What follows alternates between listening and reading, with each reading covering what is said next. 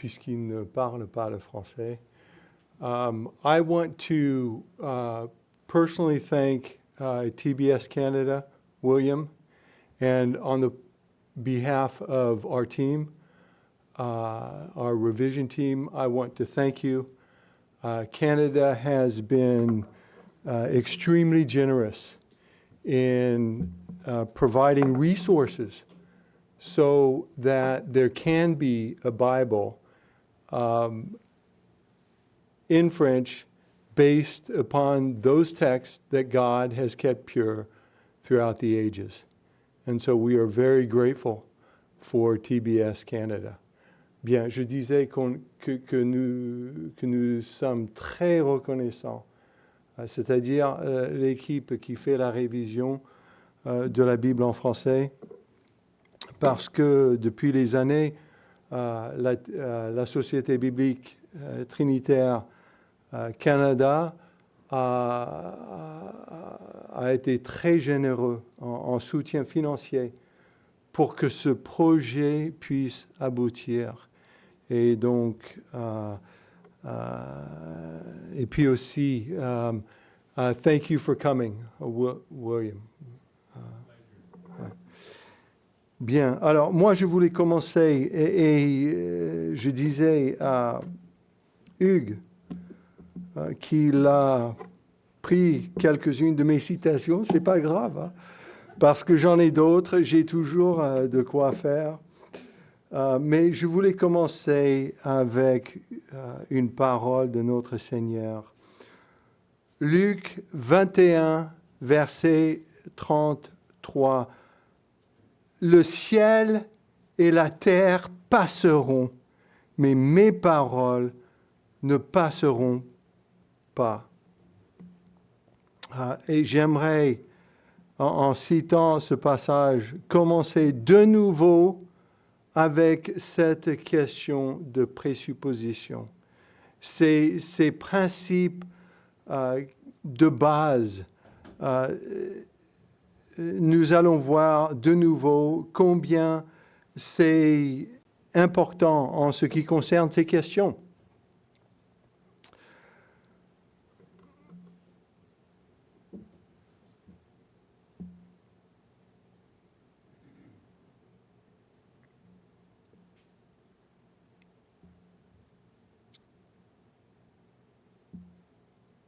Excusez-moi, je vais juste mettre en place mes notes. Il faudrait quand même... Alors, tout à l'heure, Hugues a parlé de la critique textuelle et il a fait la distinction entre ce qu'on fait aujourd'hui, c'est-à-dire la critique textuelle moderne, et ce que faisaient les...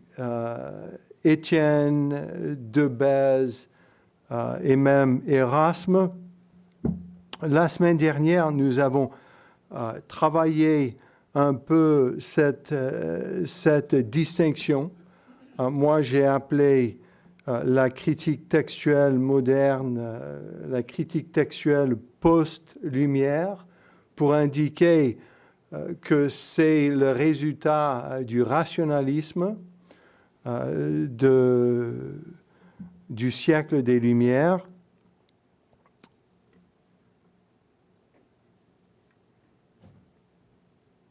Alors voici ce que Hugues a donné tout à l'heure. Je voulais y revenir pour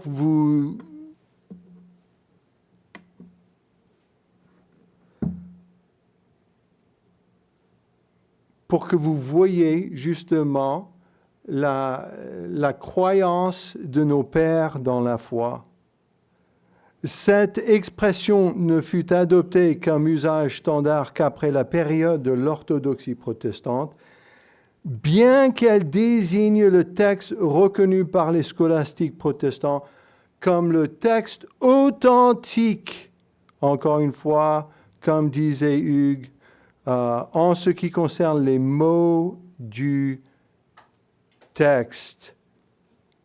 Et Richard Müller, c'est un grand spécialiste de la théologie de cette période. Nous avons déjà vu la semaine dernière, je suis censé parler des objections. Nous allons y venir. Hein, faites-moi confiance. Mais je voulais commencer avec ces principes de base. Nous avons déjà vu que nos pères dans la foi ont exposé la doctrine de la Trinité en faisant appel explicitement dans la confession de foi à 1 Jean 5, 7. Hein, vous vous souvenez? Nous avons vu que les baptistes même ont adopté le langage du texte,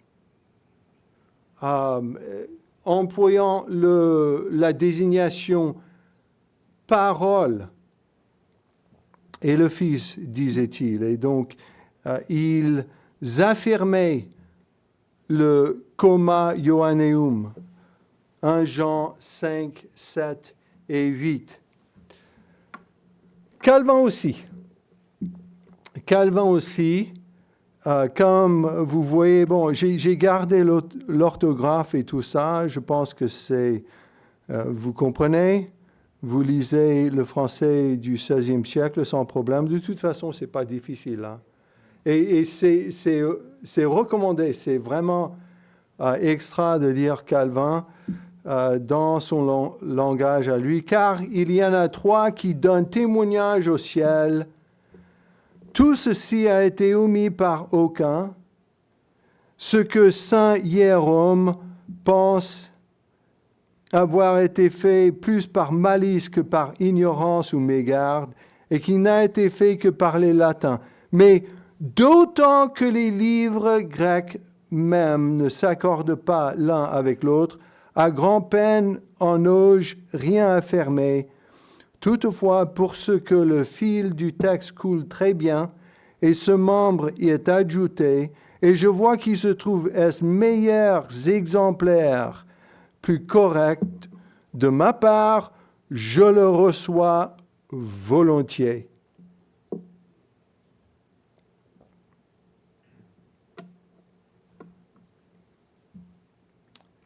Voici ce dont parlait Hugues tout à l'heure, un autre grand protestant du XVIIe siècle, John Owen, qui a écrit beaucoup sur la parole de Dieu. Qu'on se souvienne que la version commune que nous utilisons fut la possession publique de nombreuses générations, qu'au moment de l'invention de l'imprimerie, elle faisait autorité dans le monde entier parmi ceux qui employaient et comprenaient cette langue, autant qu'on puisse en juger. Admettons donc qu'elle serve de norme, ce qui est incontestablement son droit et son dû. Et nous verrons rapidement avec l'aide de Dieu combien il y a peu de raisons d'invoquer autant de variantes de lecture que celles qui nous surprennent aujourd'hui. Et donc, il parlait de ce texte reçu, la version commune de l'Église. Permettez-moi de vous montrer que nos pères dans la foi, parce que souvent, en parlant des objections, souvent on va dire que si seulement ils savaient, et ils ignoraient, nous avons une multitude, nous avons davantage de preuves manuscrites de nos jours. Il y a tous ces fragments de papyrus, ainsi de suite. Si seulement ils savaient, ils savaient qu'on écarte également les prétendues variantes qui portent en elles-mêmes la preuve de leur falsification, soit, et il donne toute une liste, j'ai abrégé, en provenant des copies manifestement corrompues, comme celle de Bèze dans Luc. Ah, ça c'est intéressant, n'est-ce pas? Parce qu'il faisait des distinctions même dans des différences dans les manuscrits même. Il savait discerner. Celle de Bèze, il parlait de de ce qui est, c'est le numéro 5, le manuscrit de Bèze. Hein. Oui, excusez-moi. Dans Luc, ou celle du Vatican, vantée par le jésuite Handley, vous voyez, il n'ignorait pas l'existence de ce manuscrit qui n'estimait guère, que Lucas Brugensis affirme avoir été modifié d'après la Vulgate latine et qui fut écrite et corrigée selon Erasme vers l'époque du Concile de Florence, lorsque fut bâclé un accord entre grec et latin. En étant notoirement altéré par les anciens hérétiques comme 1 Jean 5, 7. Et donc, John Owen aussi défendait le coma Ioanneum. D'ailleurs, dans un autre écrit, il enseigne en faisant appel aux 3 témoins célestes.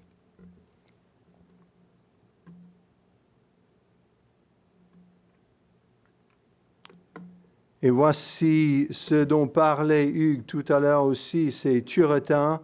Il n'y a aucune vérité dans l'affirmation selon laquelle l'édition hébraïque de l'Ancien Testament et l'édition grecque du Nouveau Testament seraient mutilées.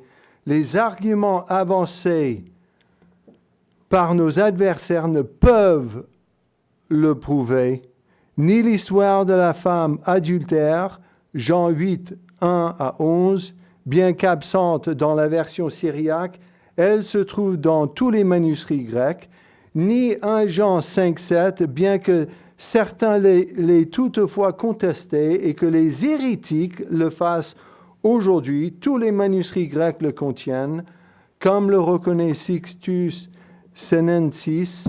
Ces paroles ont toujours été tenues pour vérité incontestée et figurent dans tous les manuscrits grecs depuis l'époque même des apôtres.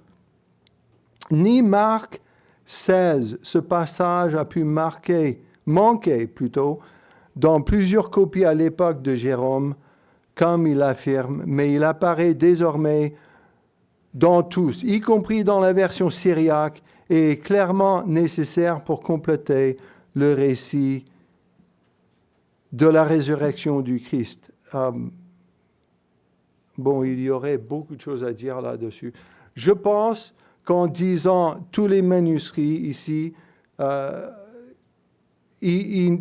Turretin n'ignorait pas que le coma, il n'ignorait pas l'absence du coma dans certaines copies. Mais par tous les manuscrits, il désignait les manuscrits fidèles.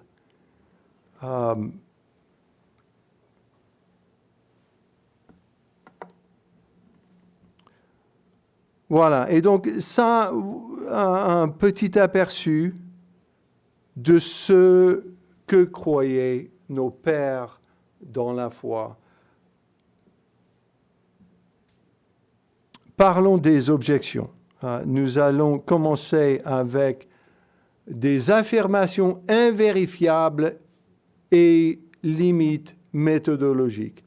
Alors, pourquoi est-ce que je commence avec ça? Ce n'est pas vraiment une objection, mais on entend des choses vraiment surprenantes. Si vous vous rendez sur l'Internet, si vous suivez un peu les discussions et ce qu'ont dit les partisans de la critique textuelle moderne, vous allez vite vous rendre compte qu'il y a des affirmations invérifiables. On va dire, par exemple,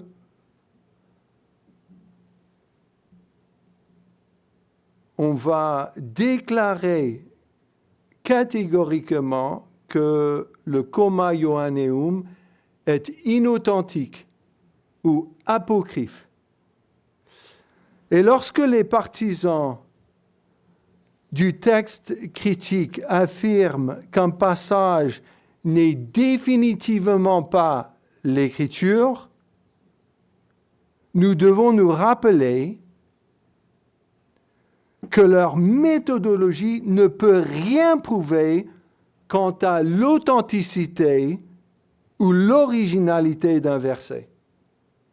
Gardez toujours cela à l'esprit. Quand ils disent qu'il n'appartient pas à l'Écriture, ce qu'ils veulent vraiment dire, c'est qu'il n'appartient pas à leur texte reconstruit qui est censé pointer vers le texte original. Ils n'ont aucun moyen de valider réellement que leur reconstruction ressemble le moins du monde à l'original.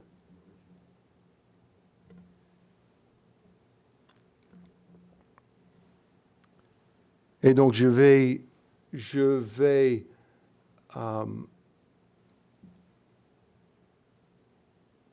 illustrer, comme Hugues a fait tout à l'heure. Il a parlé de David C. Parker, qui était autrefois directeur de cet institut que j'ai évoqué, cet institut qui nous donne nos versions du texte critique.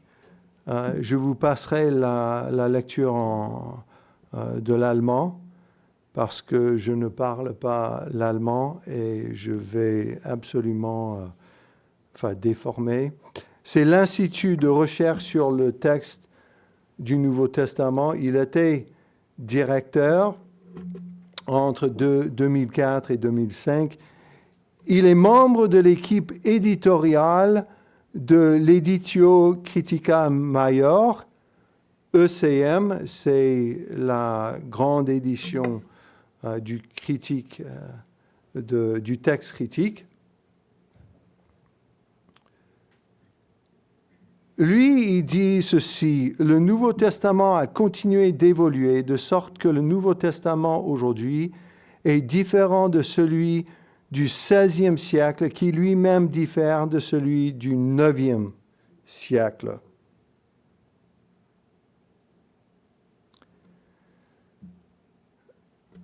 Bon, il y a beaucoup de citations. Nous n'avons pas besoin de tout lire.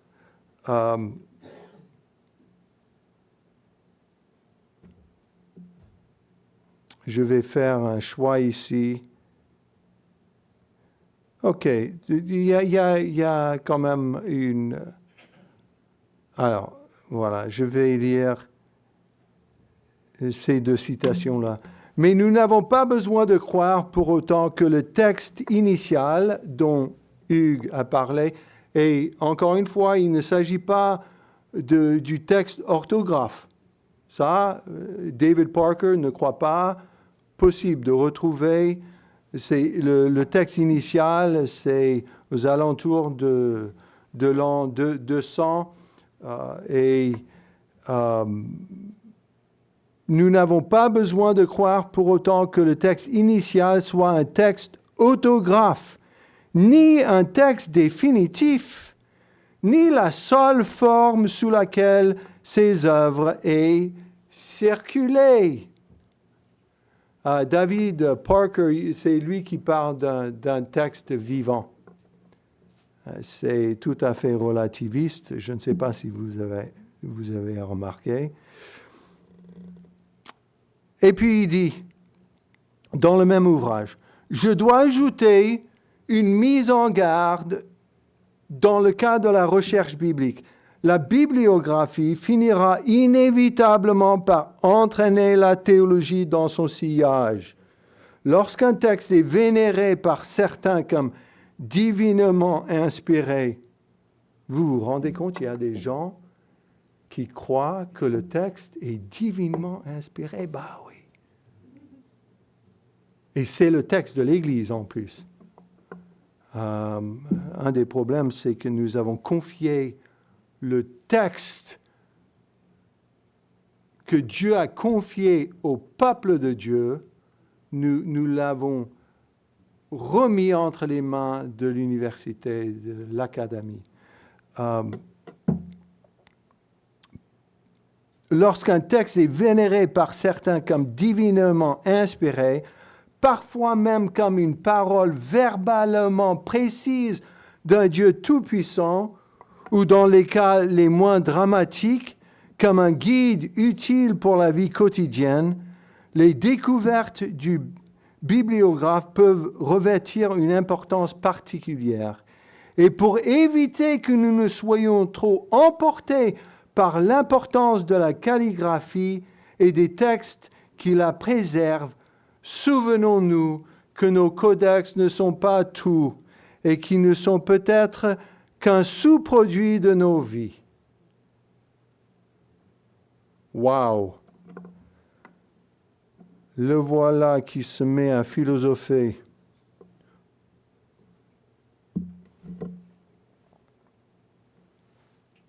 Bon, ici, j'entends une objection. Oui, mais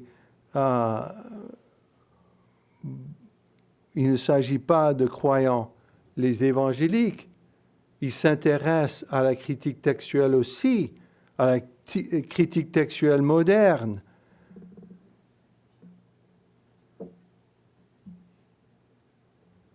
Tout à l'heure, vous avez entendu cette citation de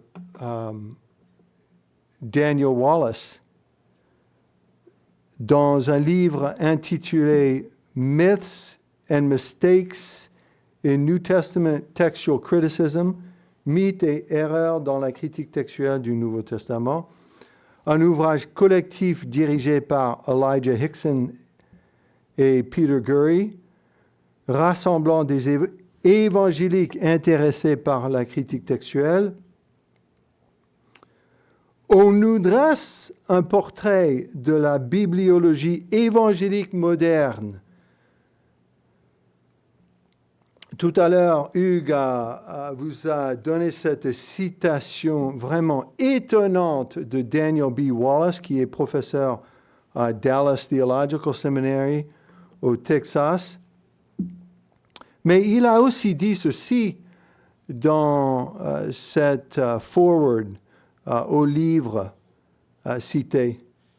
La nouvelle génération de chercheurs évangéliques est bien plus à l'aise avec l'ambiguïté et l'incertitude que les générations précédentes. Eh bien, voilà qui est rassurant, n'est-ce pas?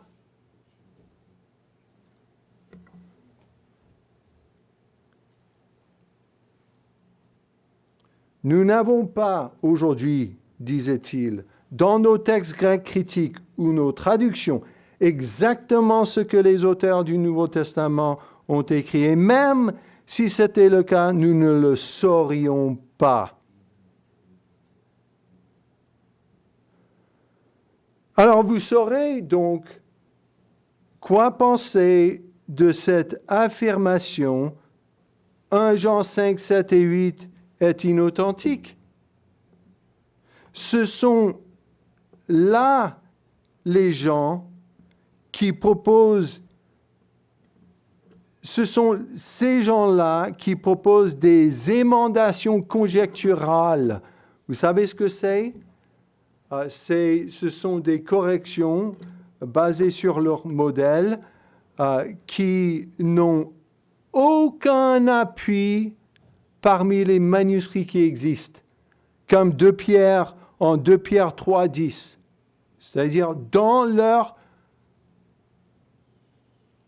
texte critique, ils ont des passages et des séquences de passages d'ailleurs. Maurice Robinson a écrit un long article sur ces séquences qu'on ne retrouve dans aucun manuscrit conservé jusqu'à nos jours. Et ils ont des passages qui ne sont appuyés par aucun manuscrit grec. Et ces hommes-là vont nous donner des leçons. Donc, voilà, je voulais vous aider à évaluer ces affirmations qu'on fait parfois.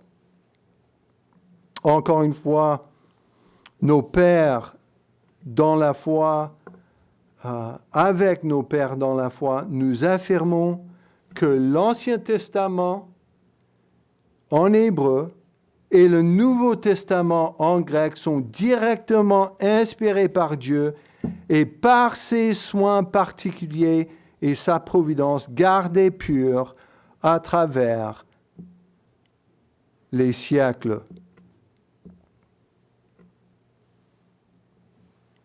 Le ciel et la terre passeront, mais mes paroles ne passeront pas. Nous partons de ce principe-là. Nous ne partons pas du principe qu'on a besoin de restaurer ou de reconstituer le texte du Nouveau Testament. Et nous ne croyons pas que tout critique textuel est libre de douter, de remettre en question les leçons de ce texte que l'Église a reçu comme étant gardé par les soins particuliers et la providence de Dieu.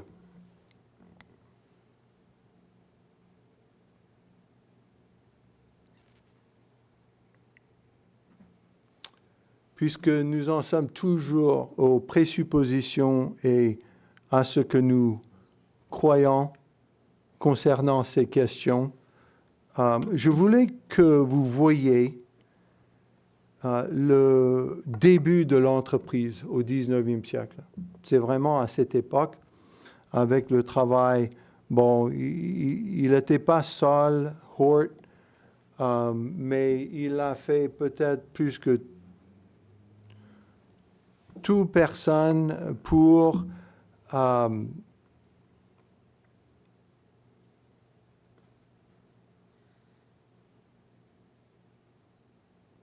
avancer la critique textuelle post-lumière. Et il est important, on se dit présuppositionnaliste. La semaine dernière, Dominique vous a parlé des raisons, ces raisons pour accepter, pour se baser sur le texte reçu. Quelles étaient les croyances, les présuppositions de ces hommes qui ont proposé d'autres manuscrits à l'âge de 23 ans, fin 1851. Sachez que c'est avant qu'il commence même ses études, avant d'étudier ces questions, avant de regarder un seul manuscrit. Il a écrit, Hort, il a écrit dans une lettre à un ami, je n'avais aucune idée jusqu'à ces dernières semaines de l'importance des textes ayant si peu lu le Nouveau Testament grec et traîné avec l'infâme Textus Receptus. Songez que ce vil Textus Receptus s'appuie entièrement sur des manuscrits tardifs. C'est une bénédiction qu'il existe des manuscrits si anciens. Est-ce là le langage d'un scientifique objectif? Un scientifique objectif en quête de vérité brute? Où sont donc tous ces présuppositionnalistes réformés? Il semble y avoir dans le monde réformé une admission tacite que ces critiques textuelles du XIXe siècle abordaient ces questions avec une objectivité scientifique immaculée. Nous voulons appliquer le présuppositionnalisme vintilien à tous les domaines, sauf, bien sûr, à la bibliologie.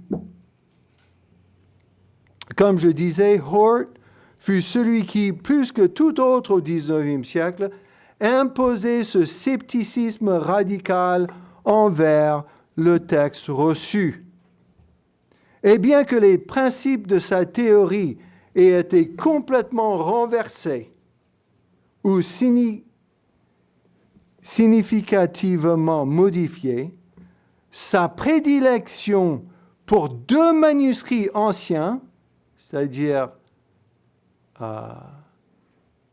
Sinaiticus et Vaticanus, sa prédilection pour deux manuscrits anciens, des manuscrits depuis longtemps abandonnés par l'Église, sans généalogie établie, corrigés par de multiples mains au fil des siècles, et se contredisant en des milliers d'endroits, sa prédilection a été acceptée sans critique. John Bergen, qui vivait à l'époque de Hort et qui, lui, était grand critique textuel, qui avait collationné des manuscrits et qui connaissait des éditions des pères de l'Église, John Bergen disait à propos des manuscrits Aleph et Bey qu'ils étaient les plus falsifiés qui existent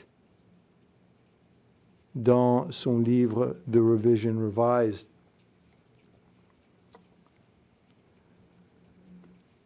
Alors, répondons à quelques objections.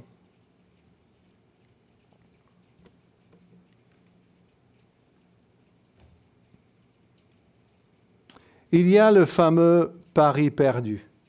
Je ne sais pas si vous ignorez peut-être ce qui est très bien, vous n'avez pas besoin de le savoir, mais depuis le XIXe siècle, surtout, on a raconté une histoire au sujet d'Erasme, je dis une histoire, des histoires.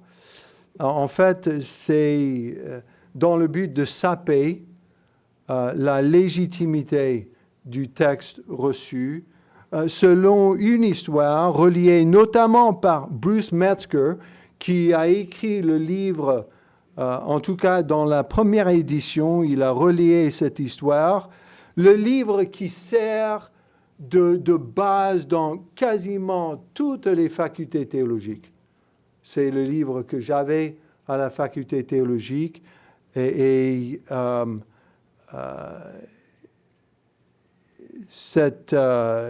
sais que Christian en a parlé la semaine dernière, le texte du Nouveau Testament, sa transmission, sa corruption et sa restauration.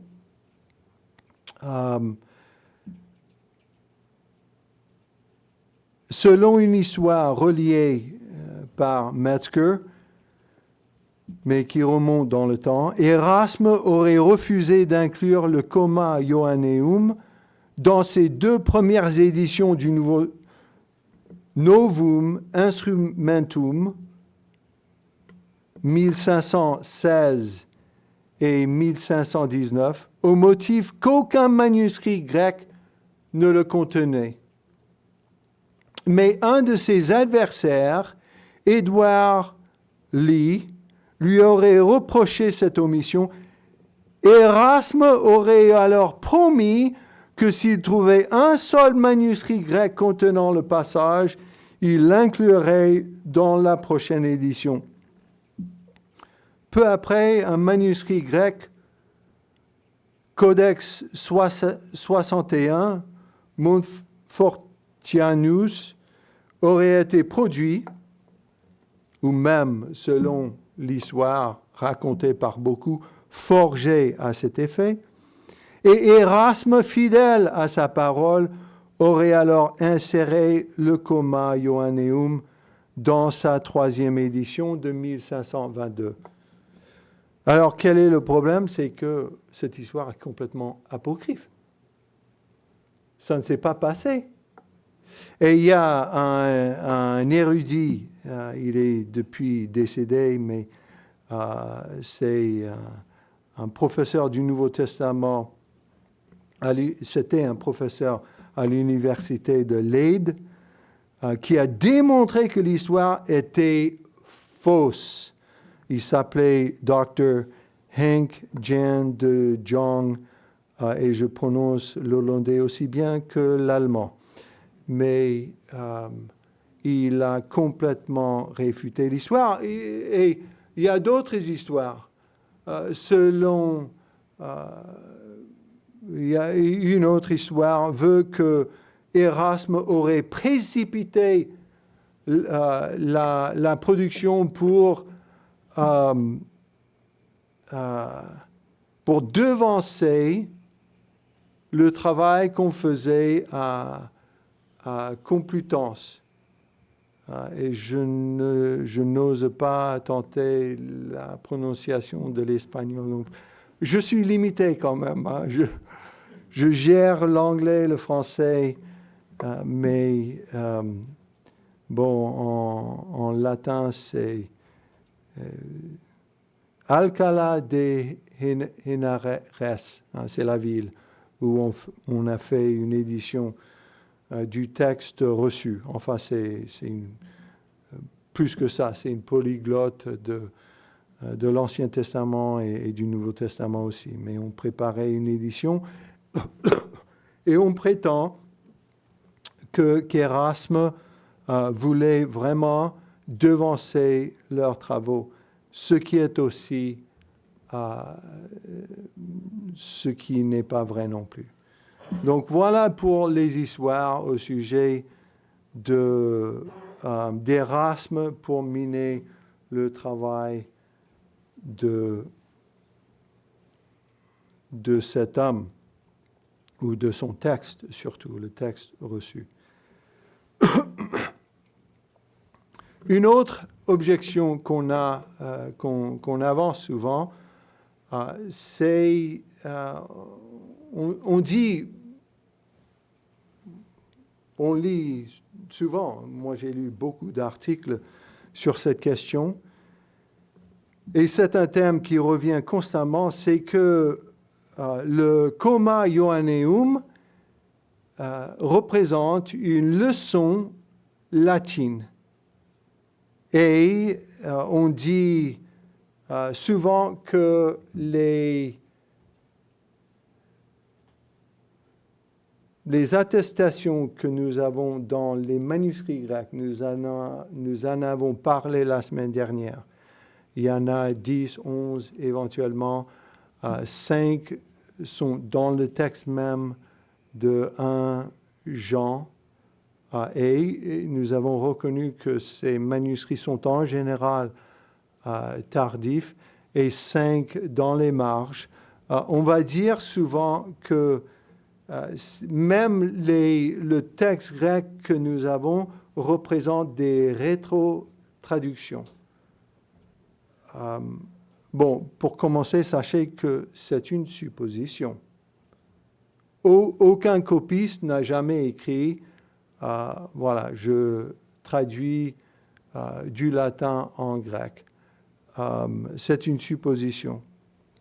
Mais ce sont des objections courantes, c'est-à-dire cette histoire de leçons latines et des rétro-traductions.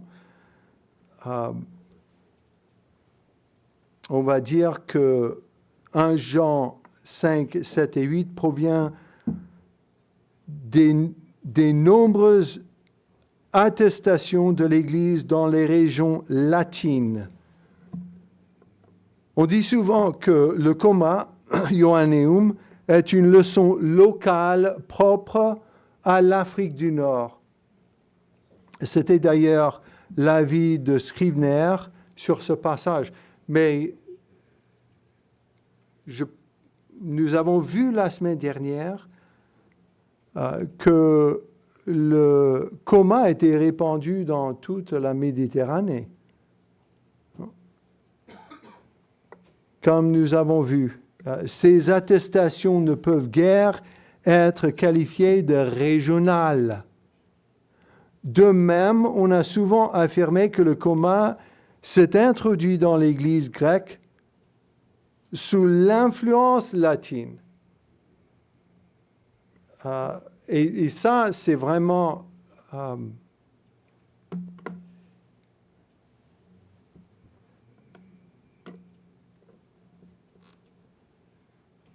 ceux qui connaissent les débats entre l'Église latine et l'Église grecque savent que c'est peu probable, déjà pour dire le moins. David Martin, la réponse de David Martin reste valable aujourd'hui. Car encore ici, je demande, où en est la preuve? En quel livre? Excusez-moi, il manque le R. L'explication simple, c'est que j'ai un clavier et le R ne marche pas bien. Et donc, quand je tape, ces citations, je les ai tapées et voilà. Il faut insister là-dessus. En quel livre, en quel écrit, les Grecs s'en sont-ils ainsi expliqués? S'il suffit d'avancer un fait sur sa seule imagination et qu'on se figure avec cela se tirer d'affaire, c'est bien un moyen infaillible de ne s'embarrasser de rien. Mais le malheur est qu'un tel moyen n'a pas encore été approuvé par la raison.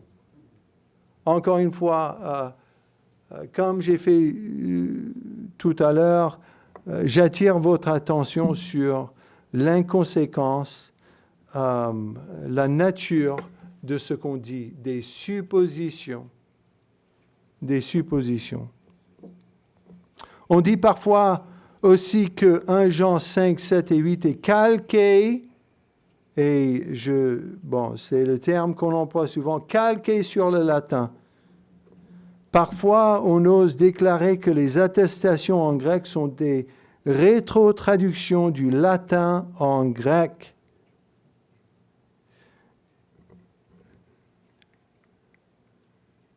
Jan Kranz, je ne sais pas comment le prononcer, dit dans son... Et il n'est pas partisan du coma Johanneum, mais il dit « L'argument du latinisme dans le coma Johanneum repose souvent sur une analyse superficielle de la syntaxe grecque sans considérer la flexibilité de la langue johannique. »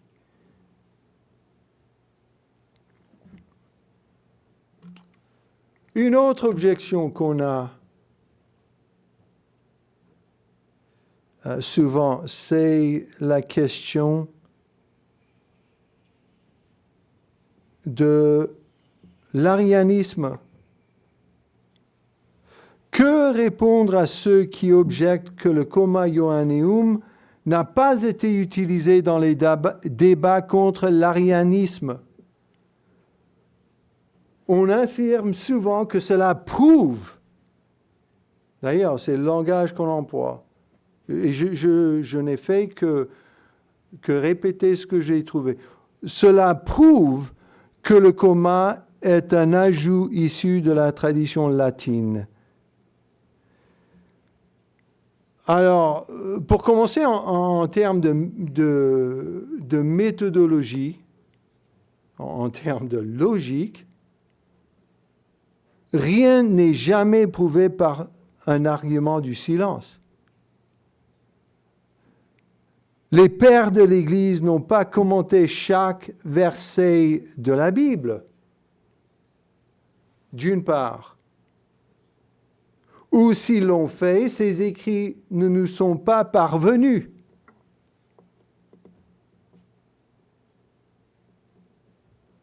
Si le critère d'inclusion dans la Bible était la citation patristique, il faudrait rejeter bien d'autres passages bibliques. On ne peut rien affirmer positivement avec un argument du silence. On ne sait pas le nombre d'écrits des pères de l'Église qui ne nous sont pas parvenus.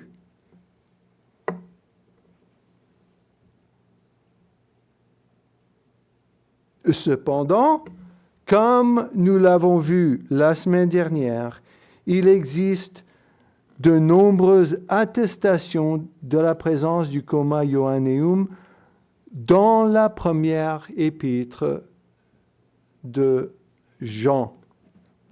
Parmi les témoignages de l'Église que je n'ai pas abordés la semaine dernière, figure une œuvre attribuée à Athanase. Et nous sommes conscients que cette attribution à Athanase a été contestée, mais il y a toujours des spécialistes qui estiment que l'ouvrage est d'Athanase. Athanase a vécu de 295 à 373 à peu près. Hein. Il y a des doutes au sujet de l'année de naissance, mais aux alentours de 295. Et David Martin, de nouveau, présente ce témoignage. Parce qu'on va dire souvent aussi, il n'y a pas d'attestation en grec. Ce n'est pas le cas. Donc, IVe siècle, on relève encore, disait David Martin, contre la vérité de ce texte qui n'a été cité que par les latins et jamais par aucun grec. Nous avons entre les œuvres de saint Athanase un traité intitulé Synopse de l'Écriture sainte. Le coma n'est pas à la vérité allégué en termes formels et par une citation expresse dans la synopse dont nous parlons, la nature et le dessein de cet ouvrage ne le comportaient pas.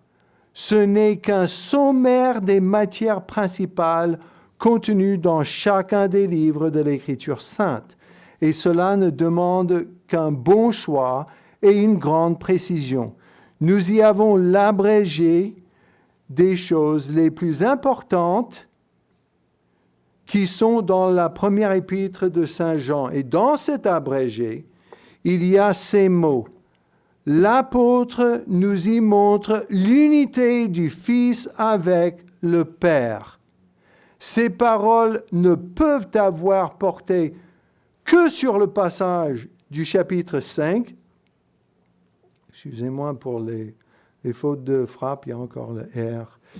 Parce qu'il n'y a que celui-là dans toute l'épître où Saint Jean ait montré cette unité du Fils avec le Père.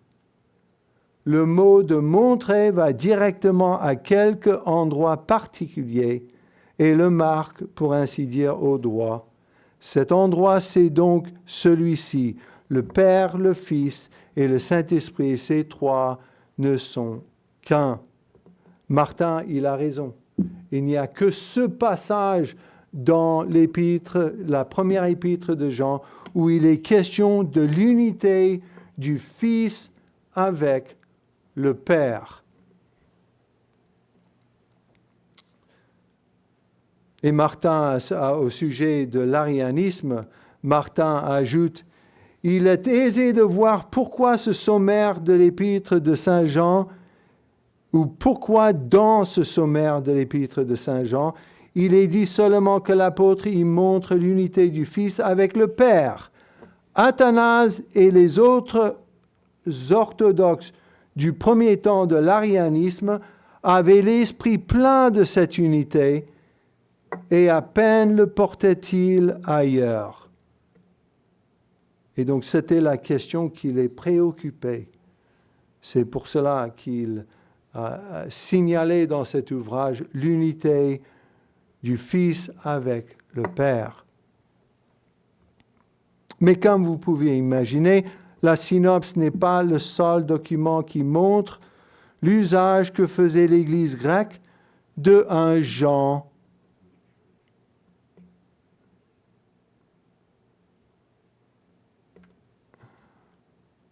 Ouais, je ne l'ai pas là. L'usage que faisait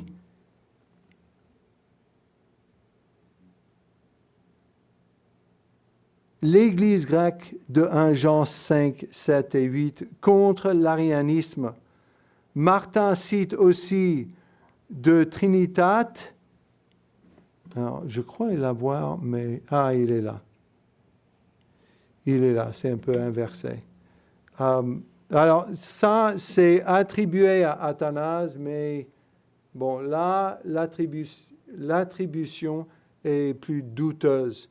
Ceci dit, c'est un écrit qui remonte tout de même au 4e, début 5e siècle.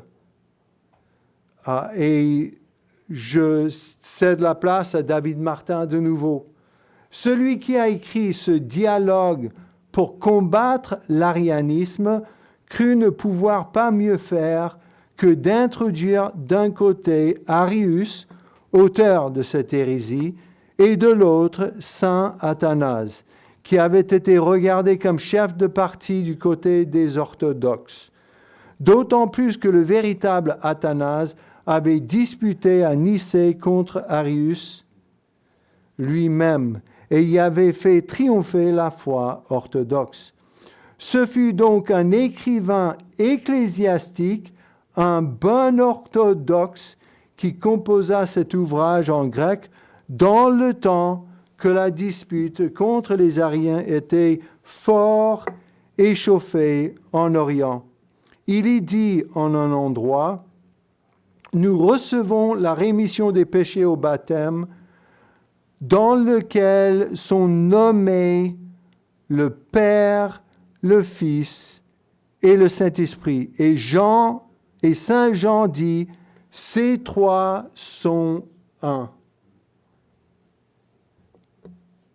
Et donc encore une citation.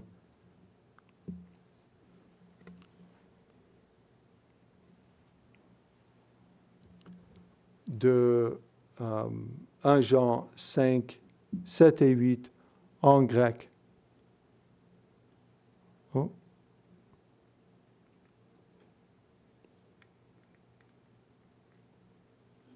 Bon, c'est terminé. C'est pas grave, vous allez m'écouter. Et comme je vous ai dit la semaine dernière, je ne suis pas très à l'aise avec ces présentations, de toute façon. Et puis, il y a plein de fautes de frappe. Alors, un dernier point. Ce sont, encore une fois, des témoins grecs, parce qu'on nous reproche souvent les témoignages en langue grecque. Et comme nous avons déjà vu la semaine dernière, nous ne nous basons pas sur ces témoignages. C'est-à-dire, ce n'est pas ce qui fait notre argument principal. L'argument principal, c'est ce que j'ai cité tout à l'heure. Notre confession au sujet de la préservation providentielle, ce que dit notre confession de foi, parce que c'est ce que dit la Bible. Dieu garde sa parole.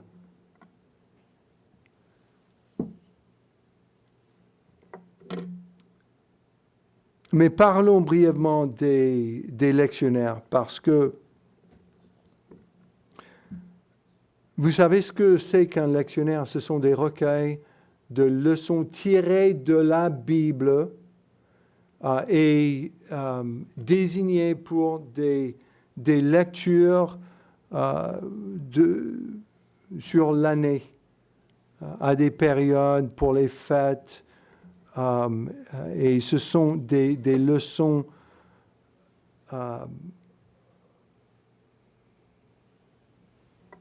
rassemblées dans des recueils.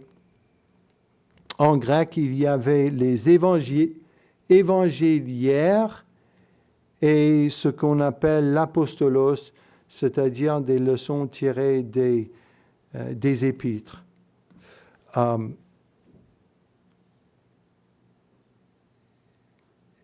Et David Martin parle aussi, évidemment, de ces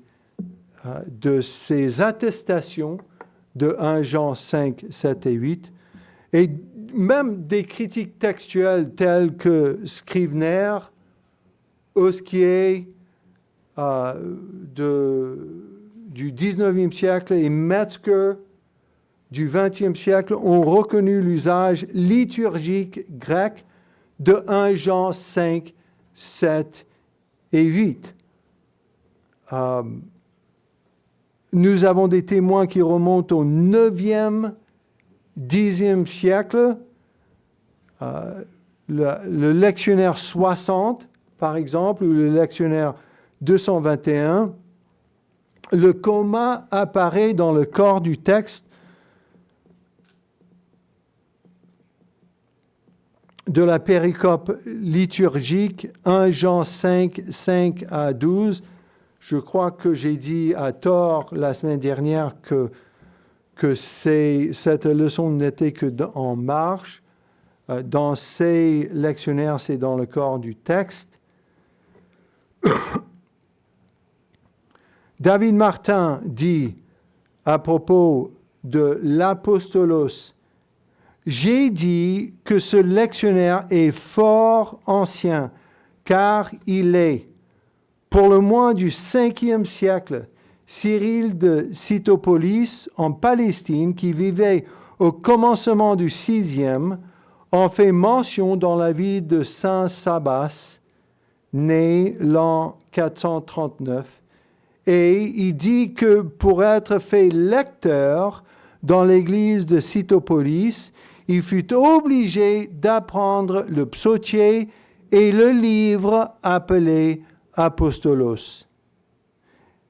Et donc Cyril atteste que ce lectionnaire était déjà standardisé au 5e siècle.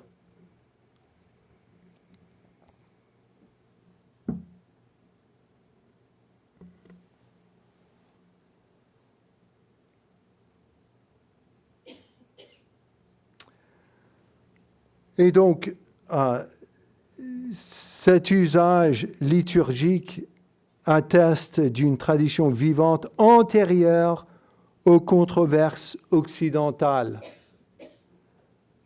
Et leur marginalisation reflète peut-être plus les présupposés de la critique moderne que la réalité historique de la transmission textuelle. Alors, je termine.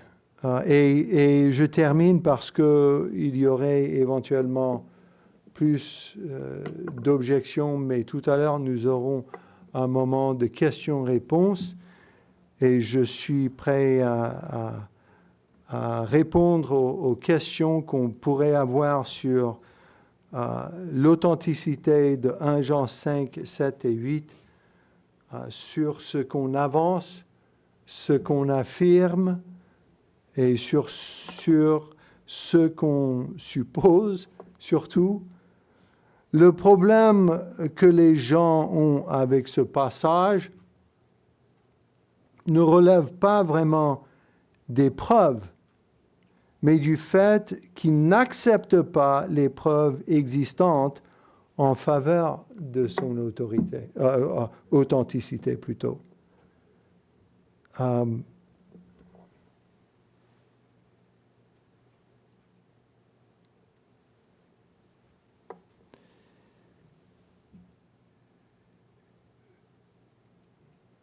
Vous avez vu, surtout avec la présentation si éloquente d'Hugues tout à l'heure, vous avez vu la nature de la critique textuelle moderne et leur incapacité de nous faire remonter au texte autographe. Frères et sœurs, je vais vous dire ce qui nous fait remonter au texte autographe. C'est la doctrine de la préservation providentielle qui nous fait atteindre ces textes, qui nous fait toucher du doigt les textes autographes, parce que Dieu a gardé sa parole. Merci.